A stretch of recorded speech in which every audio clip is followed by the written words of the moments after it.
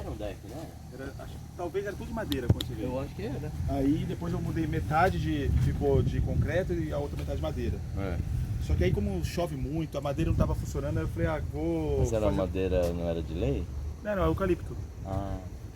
Aí eu resolvi fazer o resto também pra colocar piso pra ficar fácil de lavar, né? Porque tá vendo na frente da queijaria. É. Aí tinha que ter caminhão de terra aqui dentro. Aí eu falei, vou tirar daqui da frente um pouquinho. Aí tinha um morrinho aqui. O que a gente fez só foi, tirou o morrinho e deu uma arrastada na terra. Mas isso aqui... Não, ganhei Fiquei pra pensando caramba. em estacionamento. Aí eu tô querendo fazer tipo uma praça aqui na frente, assim. Tipo, agora pensar, eu vou fazer o contorno das estradinhas, tudo. Fazer o paisagismo aqui, né? É o trampo que a gente acabou nunca fazendo pra ter acesso pra queijaria, é importante, assim, sabe? Sim. Enfim. Não, cara, mas nem filmei esse aqui, né? Porque esse aqui... Não, de boa. esse aqui não tem muito sentido, hein? E aí você aqui em São Luís, você tá aí desde... Eu tô aqui já faz mais de uma semana, não faz, Agostinho? Já faz sim. Já faz uns porque 10 dias, né? muita gente. Ela tem um canalzinho também. Que e legal. ela filma também essas coisas da roça. Pequenininho. E aí ela me apresentou umas pessoas e daí fizemos uma festa do... Como é que tá? Vamos ali pela frente, acho que fica mais legal se você começar a filmar. Boa. A capela é antes dos escravizados, né? Ah, essa casa é sua então? É. E aí você conservou a capela? Ficou muito lindo. Quando a gente comprou aqui... Você quer começar a gravar? Pode ser. Então vai lá. Não, mas aí eu quero apresentar, né? Eu acho que é legal de fazer essa volta. Talvez eu fico pensando que o papo hoje... Você que vai direcionar, porque eu não sei o que tem de novidade. Tá? Não, mas eu tô dizendo assim, talvez eu acho que o papo hoje pode ser bem essa volta, assim. Porque você veio uma vez, muita coisa aconteceu. Isso, Porque logo depois foi quando teve a destruição o do episódio produto, terrível. um monte de coisa. Paulo, boa tarde. Depois de acho que 2 anos, mais ou menos, 2 anos e pouco, estamos de volta na fazenda lá no alto com muitas novidades. Quem não assistiu os vídeos, a gente vai botar na descrição e vai botar um cards aqui em cima.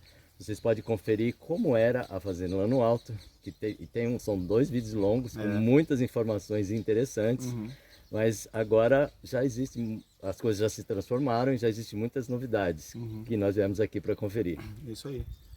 Novidades não talvez escolhidas pela gente, né? Eu acho que foi meio que o caminho foi levando e a gente foi tendo que lidar com as coisas no meio do processo todo, assim, né?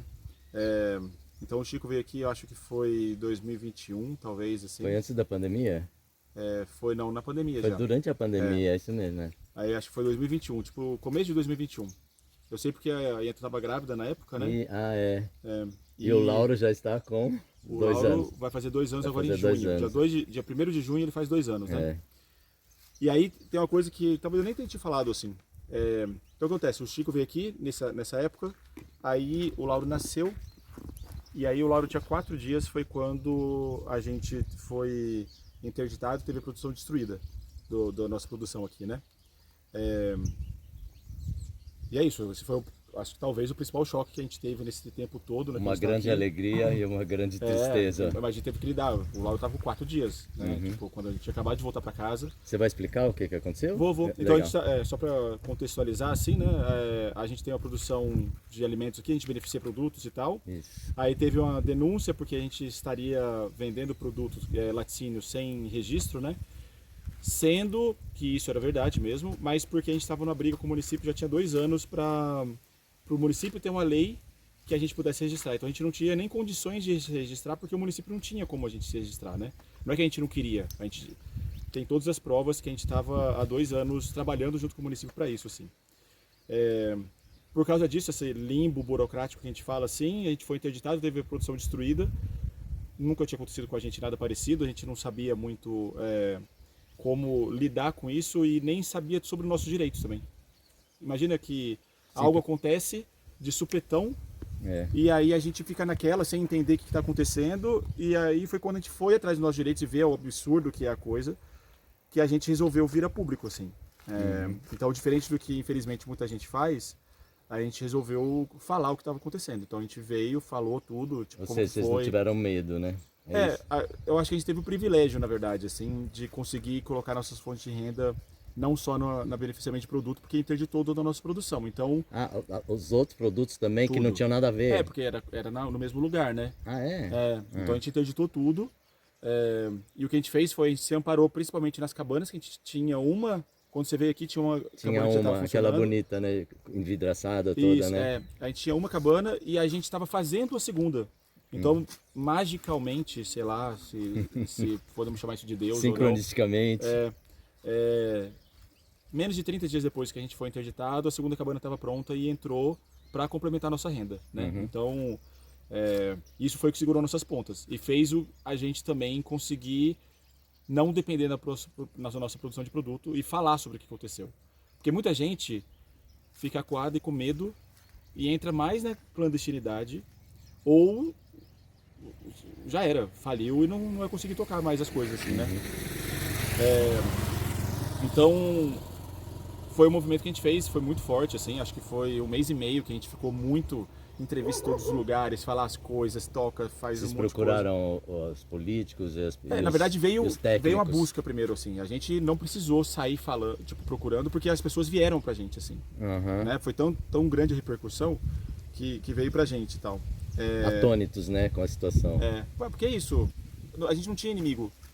Quando a gente conta sobre esse assunto, não tem ninguém que fala, mas esses caras estão errados. Não, quando você fala, todo mundo fala, não, isso é absurdo, como que a gente pode fazer isso para mudar, né? Então a gente fez um trabalho muito político na época, a gente mudou a lei no município, conseguimos mudar a lei no estado também. Eu acho que a gente entrou num entendimento muito grande do que são os direitos do pequeno produtor, então acho que isso é muito legal de entender também, assim. Que era uma coisa que na verdade estava atrasada, né?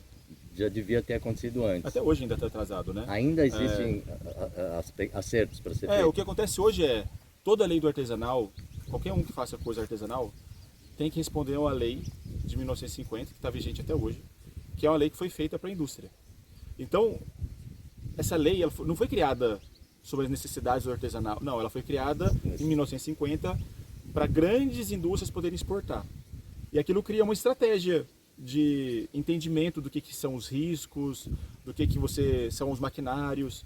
E todo artesanal que era por baixo dos panos, porque ninguém falava, não, artesanal não precisa regular.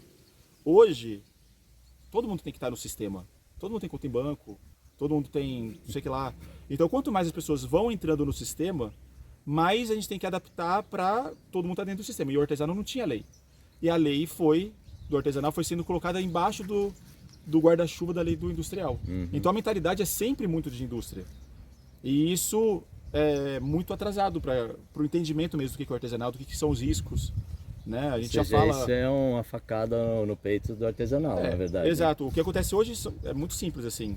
Só consegue registro e tá tudo certinho quem tem muito dinheiro, que faz artesanal, mas que tem muito dinheiro.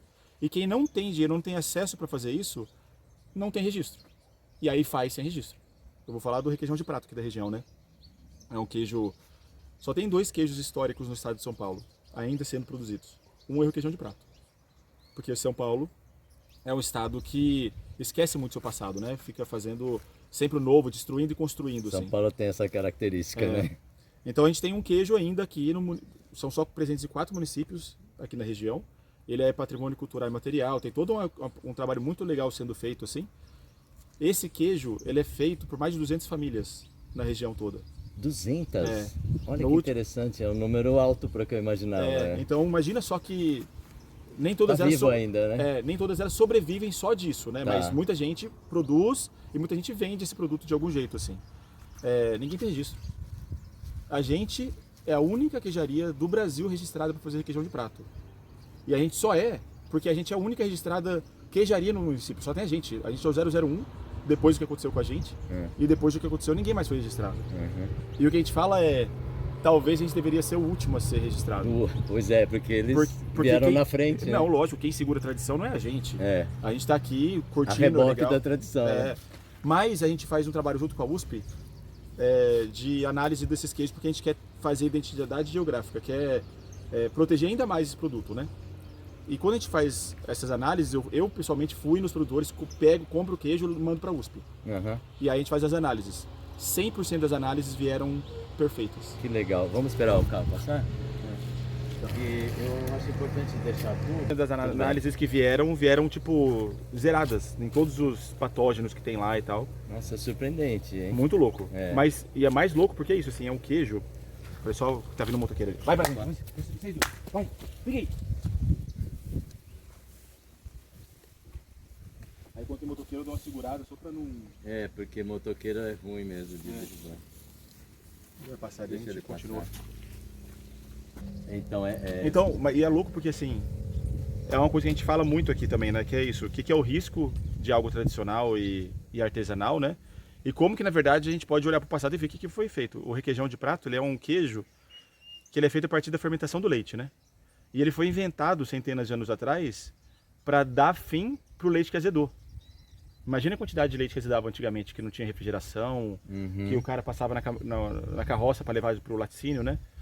E aí os caras inventaram um processo para que aproveitar esse aproveita um leite que talvez faria mal para a pessoa e no final transforma ele num produto 100% seguro, que é provado agora pelo laboratório que é 100% seguro, que é feito na casa das pessoas, né? Então, esse queijo, do jeito que ele é feito hoje, com a lei que a gente tem hoje, ele é irregulável. Porque ninguém vai conseguir registrar uma queijaria na casa da pessoa. Então, por isso que eu falo que a lei do artesanal, ela é muito... Ainda precisa abranger esses aspectos. Lógico, aí, né? A gente tem que entender o que é segurança, como que a gente trabalha isso, como que a gente pode não esquecer nosso passado, né? Mas enfim, então foi isso que aconteceu aqui em casa. A gente teve isso e a gente entrou nesse outro lugar de... Cara, vamos usar nosso privilégio, nossa força que a gente está vendo que tem para tentar fazer uma mudança até onde a gente consegue ir. Então a gente entrou nesse lado muito político na época, assim, né? E aí o que eu estava te falando que talvez eu não tenha te falado antes, que é isso, assim, a gente até então era muito nicho, ou seja, a gente pegava um público muito específico, todos os nossos produtos que a gente fazia. E o que aconteceu, eu acho que quando a gente saiu no seu canal, eu acho que a gente furou a bolha. A gente teve muito acesso. E eu até diria que arriscaria dizer que a denúncia pode ter vindo até por causa disso, da gente ter explodido uma bolha. Sim. E por mais que pra gente... Incomodou alguém, né? Chegou em alguém. Chegou em alguém. Porque a gente era tão nicho na época que nosso conteúdo ia para uma área específica e eu não sabia disso. E aí é louco porque hoje, eu acho que aconteceu, melhorou para muita gente, pra gente foi muito difícil, né? Hoje estamos melhor e tal. Muita coisa mudou aqui, eu vou mostrar para vocês também. Mas fez a gente entender também que é isso, assim, a gente é nicho também, né? Que o nosso conteúdo pode sair, vai chegar em vários lugares, mas nosso produto talvez não vai ser todo mundo que vai entender o que a gente vai fazer. E tudo bem, mas eu acho que o legal é que a gente cada vez tenha mais direito de fazer o que a gente faz. E eu acho que essa briga pela política e pela legislação assim vai nesse lugar também, sabe? Tá, mas então os produtos de vocês eram para um nicho, por quê? Porque era para quem tinha consciência e poder aquisitivo, né? E você acha que no momento que furou essa bolha aconteceu alguma coisa para o consumo também? Não? É isso, eu falar para você que o artesanal tem menos risco, por exemplo, eu não estou falando isso de achismo meu, estou falando de pesquisa, de tudo que a gente já encontra de pesquisa colaborando com isso, assim, né? Tem muita gente do outro lado que talvez seja muito focado na indústria e no entendimento mental do que a indústria significa, pode olhar com a gente como se a gente fosse louco, por exemplo. Sei. E eu acho que a gente tem que ter pessoas que, nossos clientes, eles conseguem ter esse entendimento. A gente não está falando aqui nada que seja achismo ou qualquer coisa, né? A gente está falando de entendimentos diferentes sobre a produção de um produto, assim. Eu acho que a legislação ela tem que acontecer, a fiscalização tem que ser feita também. Eu acho que a indústria tem que existir, porque vivemos num país, num mundo hoje com bilhões de pessoas, né? Você está com a câmera aqui que ela só existe por causa da indústria. Exatamente. Ela só existe porque tem uma mineração em algum lugar que está tirando tal coisa e fazendo ela acontecer. Então eu não sou utópico de achar que a gente vai viver no tempo das cavernas, que só com o que a gente consegue fazer com a nossa mão, assim, né? Mas eu acho que é necessário e a gente tem hoje pesquisas que mostram que a gente tem que entender coisas de jeitos diferentes, assim. Mas aí é isso, a gente faz um produto que a pessoa tem que entender o que a gente está falando. A gente faz leite cru. Senão não vai consumir, né? Não, a gente só faz produto de leite cru aqui, por exemplo. A legislação permite a gente fazer, as pesquisas permitem a gente fazer. Mas tem muita gente que acha que, tipo, é perigoso, que pode ter algum... A gente não acredita nisso e a gente prova que o que a gente faz não faz nada de errado, né? Só que a gente vive num lugar que as pessoas têm entendimento e leituras diferentes sobre as coisas, né? Mas você falou que você foi o primeiro a estar regularizado, é isso? Aqui no município não existia a lei. Tá, então, mas esses outros 200, você falou que nenhum tá. Nenhum tá. Então, mas por que vocês foram requerer isso ou vocês se adequaram à lei? Como é que foi? A gente se adequou à lei. Ah, tá. Coisa da vigilância sanitária e tal. Por das causa do sistema de instalações. inspeção, chama SIM, né, daqui do município, que é Sistema de Inspeção Municipal. Tá. E esse modelo, ele é conectado a um modelo federal, desse de 1950 lá. Tá. Então ele exige uma série de coisas que faz isso se tornar inacessível para um modelo artesanal. Artesanal. É. Eu tô falando modelo artesanal porque hoje artesanal pode ser muita coisa, né? Você pode ter uma indústria que faz 5 mil litros por dia de leite. Considerado artesanal. E o que eu tô falando de artesanal é assim, é pessoa subsistência faz em casa, que né? faz em casa, ou que tem um salãozinho que pode fazer alguma coisa, que é o que a gente fazia aqui antes, né? A nossa estrutura não mudou muito depois que a gente se registrou, ela continua a mesma estrutura. A gente foi melhorando porque a gente sempre quis melhorar, né? Tanto é que eu te mostrei um deck do lado da queijaria lá. Que era de madeira, agora é de cimento para facilitar a limpeza. Mas eu tinha provado antes. A gente provou do jeito que estava antes. Só que aí eu falei, não, quero melhorar, e você vai melhorando aos poucos, assim. Mas porque a gente é meio carne de pescoço, assim. A gente sabe dos nossos direitos e vai até o fim para tentar pegar isso, assim. Que bom que alguém é assim, né? Acho que a gente perde algumas pedras nos rins, assim, né? Nesse jeito de lidar, mas pelo menos a gente tá aí hoje, assim. Mas muita coisa a gente deixou no caminho também. Então, por exemplo, a gente fazia vários tipos de produtos. A gente fazia os fermentados, fazia um monte de coisa, fazia mel. E aí foi uma decisão que a gente teve familiar, assim, falou assim, cara, a gente não tem mais estrutura emocional para lidar com tanto estresse, assim. Porque foi muito pesado, né? É muito difícil, assim. E aí a gente falou assim, não, então beleza, então vamos fazer o que a gente acha que tem que ser certo dentro do que a gente acredita. E aí a gente foi e focou nos laticínios. Então hoje nossa produção é registrada tudo certinho para os laticínios. A gente produz alguns outros produtos fora da cozinha registrada, né? Mas é só para consumo interno. Sim. Então a gente faz algumas experiências aqui, aí a gente produz, ou tem as cabanas que a gente oferece lá também. Mas a gente não vende esse produto, né? Que é o que a gente fazia antes, assim. Eu tinha essa utopia da gente poder conseguir legalizar um modelo de trabalho que sempre existiu, que é essa pequena propriedade rural que produz o que a terra dá, né? Agora é época de mexerica, vamos fazer geleia de mexerica. Agora é época de tal coisa, vamos fazer tal coisa. Agora tem época de abelha, tira o mel e faz tal coisa. Mas a legislação é tão truncada e tão... Truncado ou truculento? Os dois, assim, mas eu tô dizendo nem as pessoas da legislação, tô falando o modelo como ela é feita hoje, ela é tão focada na ultra especialização, na monocultura, se a gente pode falar assim, Sim. que você não consegue fazer diversidade. Entendi. Tipo, é muito trabalho para você registrar um produto que você vai fazer uma vez um mês no ano. Então, você vai fazer é mais fácil você registrar um processo que você vai fazer constantemente sempre. Tá. Foi mais ou menos isso que você acabou fazendo, né? Isso, Focou então, no laticínio. A gente focou no laticínio, que era o nosso carro-chefe até então também, assim. Mas a gente parou de fazer os outros para venda. Tirou eles, né, da nossa cozinha de beneficiamento e tal, assim. E a gente faz eles só para consumo interno mesmo. Tá certo. E aí focamos mesmo para venda, para o consumidor final, os laticínios, assim. E aquela coisa da hospedagem aqui, ainda continua com os Continua. os produtos? Aí a gente, eu vou mostrar para vocês aqui que é legal. Lá, tá vendo lá em cima, lá, ó. Aquele é novo, né? eu vou levar vocês eu lá. não lembro. Ah, que legal, nós vamos lá? Aquela é uma frente que a gente começou a fazer também. A gente abriu na festa do Divino do ano passado. Foi quando a gente inaugurou, né, o espaço, assim. E é um espaço que a gente faz para eventos e experiências, assim. Então, por exemplo, esse ano a gente teve a segunda edição do Divino, né? Então foi o segundo ano que a gente usou ali. Que a gente fez uma pesquisa sobre o afogado, que é o prato do Divino, né? E como que o afogado era feito antes. Porque o afogado mudou. O afogado que é feito hoje não é o mesmo... Na festa, você está festa. falando. O afogado da festa, ele não é mais feito como ele era antigamente. Por algumas coisas muito simples, mas muito profundas, assim.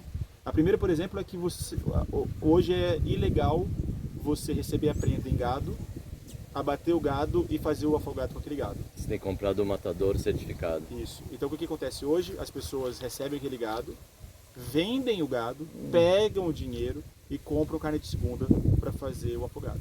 Então quando você faz um afogado com um tipo de carne só, é um jeito. Quando você faz um afogado com boi inteiro, osso, todas as partes do boi e tal, ele é outro afogado. Então o afogado anteriormente, 50, 100 anos atrás, ele não tinha batata, por exemplo. Então o prato inteiro foi mudando por causa de uma dinâmica que foi mudando também. Eu não acho errado o prato que a gente tem hoje, mas eu tenho muita curiosidade de saber como que ele era, de onde ele veio. Era melhor, Ela tá falando, ela comeu aqui. porque eu conhecia o afogado antigo. Era mais gostoso? Era mais gostoso. Era mais E caprichado? realmente, igual ele falou, não tinha batata. Não tinha batata? Não. Ele era o afogado, ele é uma comida santa que ela vem para regenerar a gente. Ah, tá. Essa é a ideia do afogado. Ela é uma comida que ela vem e transforma todo mundo igual. Todo mundo no afogado, na época do divino, come a mesma comida. O cara da cadeia, o cara do hospital, o policial, o que está na festa, Legal. o prefeito. A gente fala que o divino é um tempo de exceção onde todo mundo é igual, assim. Legal. E aí o afogado... Vamos dar uma exceção. Abrir uma exceção. E aí, além disso, também tinha os ingredientes, né? Então, por exemplo, era muito comum anteriormente usar ingredientes que hoje você não encontra no mercado para comprar. Então, por exemplo, um dos que a gente viu que a pessoa usava muito antigamente, assim, nas pesquisas, é uma árvore chamada louro do campo. Já ouviram falar dessa?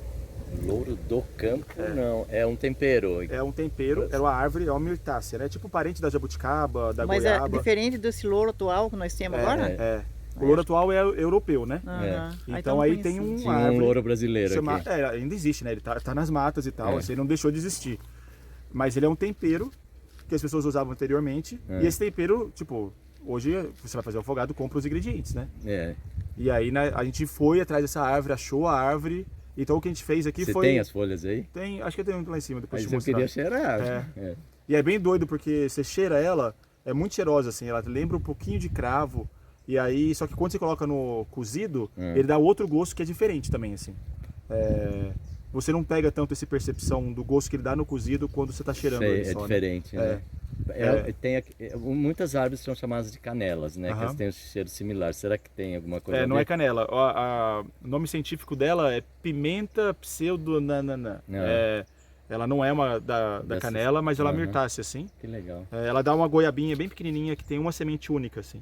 Uau. Então você raspa... Louro do campo. Louro do campo é o nome, Legal. E aí a gente fez esse trabalho junto com o Rafa Bocani, que é um amigo nosso que mora em Silveiras aqui, que é bem focado também no conhecimento da nossa região, do território, assim, né?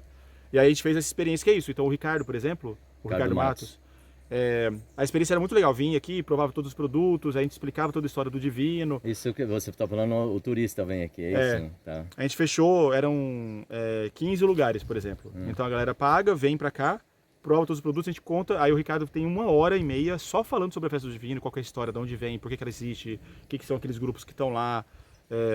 E aí depois a gente entra para falar do afogado e a gente serve o afogado como ele era feito antigamente. Uhum. Que é esse caldo, é só o afogado com farinha, nada mais assim. Com farinha. Farinha de milho. Uhum. E aí a gente vai, todo mundo come o afogado, entende o que é aquela comida, por que ela é diferente e tal, que ele acaba sendo esse caldo. O afogado é uma sopa quase assim, né? Com caldo bem clarinho, porque... É uma carne cozida, né? E aí no dia seguinte vai todo mundo pra festa junto. Então a gente sai daqui às 4h30 da manhã e vai pegar o alvorada lá. Então é legal porque a galera chega lá, uma galera que nunca viu no Divino, mas chega lá meio que já entendendo o que são os códigos dali. Por que o Divino acontece, o que é o Império, o que não é, por que ele funciona desse jeito. Então esses são o tipo de experiência que a gente faz aqui, assim. Ô Paulo, você está fazendo isso só na ocasião da festa do Divino Não. ou em outros momentos também? A gente está tentando ter uma experiência por mês. Por mês? Mas focado em alguma... várias no calendário daqui, não? A gente já fez várias coisas. Então, por exemplo, assim, a gente já fez, por exemplo, a oficina de fermentação, a gente faz direto, assim. Aham. Então, a pessoa vem, esse de fermentação é um dia. A pessoa chega às 10 da manhã e vai embora às 4 da tarde. E aí é tudo lá no galpão também. A gente fez sobre plano de negócio também. Então, tipo, muita gente em propriedade rural não sabe como dinamizar e otimizar uma produção para viver daquele lugar, né? E a gente já tem uma experiência aqui. A gente está, 8, 9 anos morando aqui já. E já passou por vários tipos de negócios aqui dentro, né? E eu acho que a gente hoje conseguiu sistematizar entendimentos do que a gente acha que funciona, o que não funciona, onde que a gente viu que era muito difícil, onde a gente viu que estava mais facilidade e tal. E aí é onde a gente abre meio o nosso plano de negócio, assim. Tá certo. Mais alguma outra? E outras coisas aqui da região também, assim. A gente está para fazer uma de com o queijo Ricardo. não tem? Tem de queijo também, de já queijo, fizemos. Aham. Isso, a gente está tentando fazer uma por mês. Visita alguma propriedade, assim, para comer a comida deles? A gente vai fazer uma experiência aqui com o Ricardo também, que eu acho que é muito legal, que é focado no território mesmo, assim. Então é uma caminhada. A gente vai sair de Catuçaba mesmo e vai até a Capela do Alto. E a ideia toda, a gente que vai amarrar tudo, é o território do Seu Amaro. Seu Amaro, não sei se você já ouviu falar sobre ele ou não. Não. Ele era o mestre do Seu Renault. Ah, tá. Então o Seu Amaro era o mestre da Cavalhadas, ele que fez a Capela do Alto. Ele morreu correndo a Cavalhadas. E o Seu Renault, ele morreu correndo um treino da Cavalhadas. Sim. E o Seu Renault virou mestre no dia seguinte, quando ele ocupou o lugar do Seu Amaro lá. Tá. E o Seu Amaro, ele é muito importante, ele é santeiro, né? Então ele faz os santos de madeira, ele Fazia, colocava, né? Fazia. Essa capela seria aquela capela que tem acima da casa do seu Renault lá? Isso lá. Ah, imaginei que fosse... Você já viu, Chico? a Já fui capela? lá, já fui. Ele que fez lá. Ah, sim. Tem Então- festa São Pedro, acho que lá nem Tem cima. festa São Pedro. Lá, na verdade, São Pedro não é tanto lá, é aqui na Vila mais, lá é mais São Benedito. Ele faz Ah, uma... é? É verdade, ele faz uma festa lá mesmo. Tá certo. Ô, Paulo, você quer divulgar o site, o telefone para quem ficou interessado? É só ir em www.lanoalto.com, é só isso, ou no Instagram, que é Lano Risquinho Alto. E É lá bem tem fácil de todas achar. as informações, Tem né? tudo, a gente sempre coloca lá. E a gente coloca na descrição do vídeo, quem ficar interessado, clica e vai atrás, né? Isso aí. Então o que a gente, hoje assim, para resumir, então a gente tem 3 frentes, que a gente cada vez foi mais intensificando assim, né? Tem produtos, que é esse que a gente, depois eu mostro para vocês como é que tá lá. Aí a gente tem as cabanas, que as pessoas vêm e ficam nas cabanas. E aí tem todos os produtos nossos lá. Então a pessoa chega na cabana, porque é uma trilha, né? 15 minutos, 20 minutos para subir. Vamos falar dessa experiência porque é diferente também, né? Dá até da outra vez, acho que você não filmou, né? Onde que ficava Não, a eu não cabana. fui porque tinha gente lá não. e eu peguei as imagens do Instagram Não, e do também é outra coisa, Airbnb. a segunda não existia. E a segunda dá pra gente ver Só daqui de tinha baixo. a primeira, Mas então, é uma história, né? A pessoa tem que andar a pé, teria que andar a pé, levar a própria bagagem. Aqui a gente faz um processo que é isso, por isso que eu falo que é nicho. Talvez nem todo mundo entenda o Mas nosso eu plano de negócio. sugiro para muitas pessoas e eles gostam da ideia. Eu dou essa ideia e eles gostam. Então aqui o que a gente faz? Tem o estacionamento aqui atrás que a gente montou. Para o carro aqui e não tem mais onde andar de carro. Uhum. Se você quiser fazer qualquer coisa aqui em casa, tem que ser andando Tudo assim. a pé. Então para aquele lugar lá é uma trilha aqui para ir para lá, pro galpão de Legal. eventos lá. Uhum. A nossa lojinha que tá aqui atrás, ó. Tem uma lojinha aqui? Ali, Tá. Vamos lá. Essa capelinha você está falando que é antes do tempo dos escravizados, né? Ela É Santa Cruz, não? Santa Cruz, Santa Cruz, Então essa capelinha tá aqui. Quando a gente comprou só tinha aqui lá em casa, né, onde a gente mora. E a gente sempre ouviu histórias dela. E aí, uma das histórias que eu ouvi era de que ela tinha sido feita porque um escravizado tinha morrido aqui. Sei. Aí eu falei, nossa, então ela é antiga pra caramba e tal. Mas aí depois a gente indo mais a fundo, na verdade, encontraram o escravizado morto dentro da capela. Então ela já existia. Então ela é bem mais antiga mesmo, assim, né? Então a gente pegou o nome. E quando você chegou aqui, ela estava em bom estado? Mais ou menos assim, a gente fez uma reforminha nela para manter. Mas hoje muita gente, tipo, é engraçado, a Babi mora aqui do lado, né? Vira e mexe, final de semana ela começa a ouvir vozes, a galera na capelinha. É gente que veio morar aqui, né? Tem gente que entra direto, aí tem uma bandeira do Divino lá dentro, que eu não sei de quem é, que deixa ali. Ela é aberta? Se eu lembrar, vou filmar lá dentro. Não, pode. Então. A lojinha ali, onde que nós estamos? Nossa, que distante. Eu imaginava que ia ser aqui do lado. Tem que andar, tá vendo? Tudo aqui tem que andar. É de propósito, na verdade, assim, a gente estava para fazer a lojinha porque a gente precisava de ter um ponto de apoio, assim, né? Que a gente não tinha. E aí casou que a gente conseguiu pegar um terreno aqui do lado, eu fiz uma troca do terreno lá de cima com aqui de baixo e tal. E aqui tinha um quartinho que era onde o vizinho criava porco. E aí já tinha um quartinho. E aí eu olhei o quartinho e falei, nossa, você tá no topinho do morro ali, tem essa coisa de pegar a estrada. Eu falei, caramba, pode ser meio doido também, mas vamos, se a gente fizer a lojinha lá, em vez de fazer uma construção nova, né? Aí a gente só fez a frente dela mais, assim, pra parecer uma lojinha mesmo. Tem gente que acha que é até uma capela. Pois é, eu achei. Quando eu olhei a primeira vista, eu falei, já foi uma capela aí, né? Não, mas a gente só puxou o platibanda pra cima ali, né? E esses margaridões ali pra vocês que plantaram? Foi. A gente tá arrumando esse pasto aí pras vacas, né? Aí a gente só trabalha com modelo regenerativo aqui, né? De solo assim. E aí ali é uma área que a gente está preparando para melhorar o solo para a vaca poder entrar depois, né? Mas esse margaridão vai ser fácil de você tirar, porque ele enraiza, forma A gente vai... toco. A gente está deixando assim também porque a gente está fazendo área lá em cima para fazer silagem e a gente vai usar o margaridão na silagem também. Tá. E aí a gente está tirando muda dele para levar lá para cima. Mas ele é bem difícil de sair, mas depois que a vaca entra, sai, né? A vaca dá fim nele, então. Ela tem que acostumar a comer, né? Não é uma coisa que ela vai... Não é amargo, Não é né? a primeira escolha dela. Não, ela tem que começar desde criança, desde bezerrinha, assim, a comer. Na silagem ela perde o... Aí o você vai colocando menos na silagem e vai aumentando depois que ela acostumar, entendeu? Olha só. Ela tem muita proteína, né? Onde é que você descobriu isso? Assim, é tudo pesquisa, né? Pesquisa, tá. Então alguém Mas já fez antes. Né? Já. Mas na Colômbia, por exemplo, o pessoal usa muito como piquete de proteína, que chama. Então é um piquete, só tem margaridão, que tal época do mês a vaca entra lá para comer aquilo, assim, por exemplo. E aqui é louco, porque tá presente na estrada, né, o margaridão, assim. Você que plantou também no caminho? Não, aqui sim, mas eu tô falando que, sabe, você olha na estrada, tem... Não, pra minha região também tem. E aí o dia que eu fui plantar a primeira vez aqui, porque não tinha aqui em casa. Aí eu chamei o Tonho pra ir comigo, e aí o Tonho, mas o que a gente vai fazer? Aí eu fui, parei na estrada, não, a gente vai... Catar da estrada. Aí ele, não, porque você vai pegar isso aqui, mas pra que serve isso? É engraçado, né, porque isso aqui até então, as pessoas nem sabem que isso aí pode dar pra gado, por exemplo. Eu não sabia. Porque o gado não come ela direto. Então aí aqui o pessoal dá muito... Caetê. Caetê? E também dá também o... o lírio do brejo. Lírio do brejo também. Então o lírio do brejo é mais, que o pessoal chama de ciosa aqui, né? Isso, aqui chama. Então, tipo, no tempo da seca, por exemplo, assim, o pessoal vai lá, corta. Por quê? Porque o gado come fácil. Esse aqui, tá na beira da estrada, o gado não vai nela primeiro. Mas se acostumar, aí ela vai, entendeu? Legal. Olha que bonitinho esse lugar, hein? Aí a gente brincou de fazer bem como se fosse uma vendinha antiga, né? Nossa, que chique.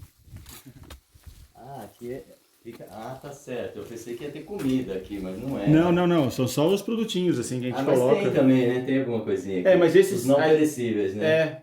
A gente tem um produto aqui que é do Nelson, lá do selado, né? Que são as farinhas dele, assim. E aí o que a gente pode vender, a gente deixa aqui para as pessoas, né? O Nelson é aquele nosso amigo? Será? É o Nelson. A gente é parceiro do Nelson há bastante tempo já, assim. Certo. O Nelson ele tem um moinho, tem a monjola, é isso? Isso, Aí ele tá fazendo agora, ele tá fazendo monjolo, né? Não terminou ainda. Isso, ele tá no processo ainda. Mas ficou muito gracioso aqui, viu? Aí eu vou levar vocês no galpão ali pelo passeio mágico que dá pra fazer. Mas aqui pode deixar as coisas assim, não tem perigo de ninguém mexer? Eu não sei como vai ser agora depois que sair no Chico Abelha. Mas... Ah, é uma brincadeira, mas a gente... Não, pelo amor de Deus, não quero uma segunda vez, não que o meu trauma vai aprofundar. Não, brincadeira, mas por isso eu vou falar da chave, talvez seja até bom não dizer, mas a gente não deixa nada trancado aqui. Mas da guardinha Mas vocês deixam você sabe trancado. que eu também falo isso nos meus vídeos? A minha casa também não é trancada. Não, eu não tenho chave de casa. Eu também não. Tipo, eu saio e é isso. De novo, a gente tem privilégio de estar num lugar que é muito legal, que relativamente tranquilo, seguro, né? As pessoas respeitam, tem toda uma dinâmica assim, né? Eu já fui em vários lugares que infelizmente não é assim. Tipo, a casa igual a nossa teria grade na parede, entendeu? Sim, porque a gente tá num lugar privilegiado. Mas é um risco que vocês correm. Vamos pelo atalho? Aí tem um teste. As pessoas deixam o carro lá, sobem pra cá, passam pela lojinha e depois vão pras trilhas. Ah, tá. Você pensou nesse detalhe. Passa pela lojinha.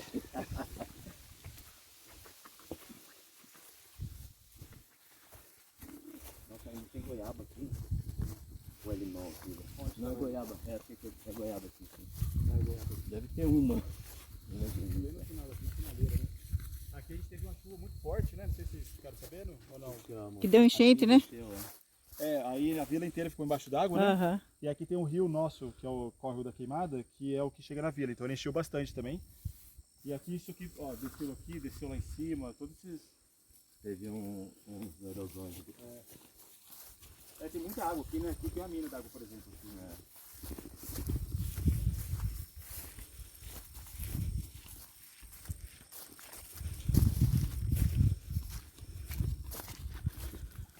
Eu vou fazer uma cena daqui, que eu acho que fica bonito. E depois pra eu voltar aqui, eu não sei.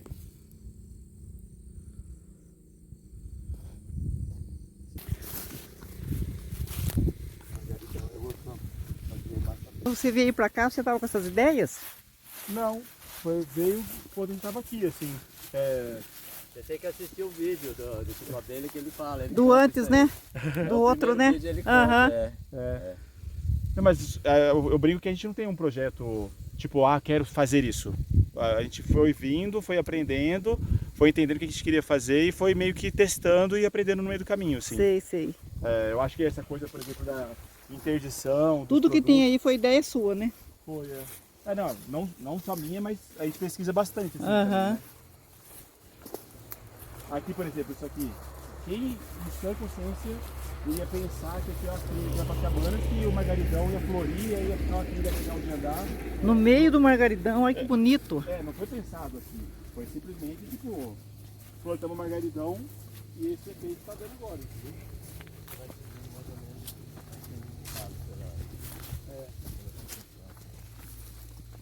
Eu acho que foi aprendendo bastante, né? Que é bom planejar, que é bom. Cara, eu tenho uma certa dificuldade com planejamento. Eu sempre tive, mas eu acho que Uma hora, né, a idade vai pedindo, né? não, eu acho que, putz, cara, Facilita. é bom ser eficiente, né? Você perder esforço com algo que você vai ter que fazer de novo ou que deu errado, é isso, você falou, você vai ficando velho, você não tem Então, mas mais. sabe o que acontece? Você não tem mais energia para recomeçar. Eu faço ele crescer muito rápido. Ele não se pega tanto no errar. Mas eu acho que a gente, né? Então, eu acho que a idade vai... E Então tem uma aqui- cachoeira aqui pertinho, né, Paulo? Tem ali, a gente pode passar. É ali. aquela que dá pra ver de longe da estrada? aham. É. Mas eu não lembro dela. Ela Não. existia já? Já. Mas não lembro existe há se- milhões de anos. Não, mas assim, ela estava descoberta, assim? Ou foi essa chuvarada que limpou ela? Não, é que acho que tá com chuva e ela pode estar um pouquinho mais forte de quando você veio também. É. Mas você veio também, acho que era antes até. Era mais ou menos nessa época. Não, era um pouco antes até. Abril, né? Foi uns 2 meses antes do Lauro nascer. Tem Mas mais esse eu acho- água nessa época. Talvez. Mas a cachoeira sempre teve bastante água assim e tem mais cachoeiras lá pra cima também, né? É bem legal. Depois E a passa. terra é sua aqui? Sorte da sorte.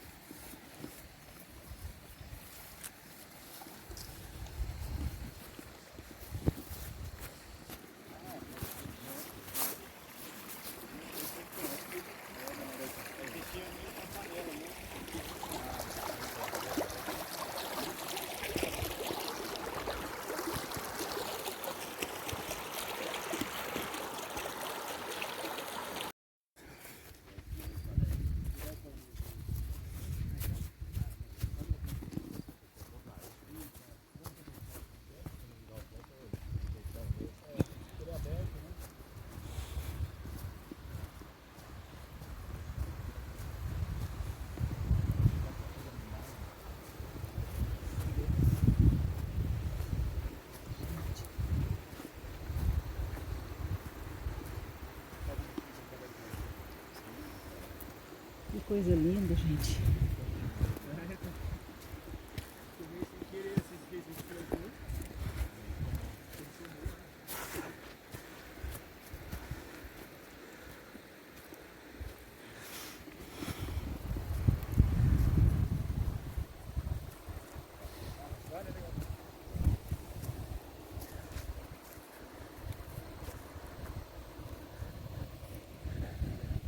Então aqui tem uma coisa interessante que é.